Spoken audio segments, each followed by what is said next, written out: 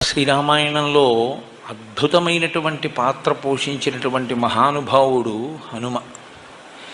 గోష్పదీకృతమారాసిం వశకీకృత రాక్షసం రామాయణ మహామాల రత్నం వందే అనిలాత్మజం అని ఆయన గురించి స్తోత్రం చేస్తే ఇదే స్తోత్రం చేస్తాం.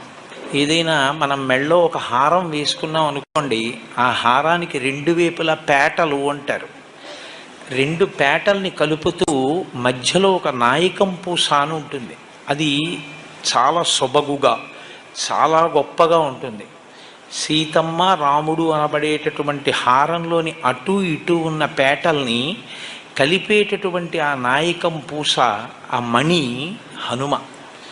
ఆయన శ్రీరామాయణానికి అంతటికీ కూడా గొప్ప తేజస్సుని, రామాయణానికి అంతటికీ కూడా అంతటి ప్రకాశాన్ని తీసుకొచ్చినటువంటి మహాపురుషుడు.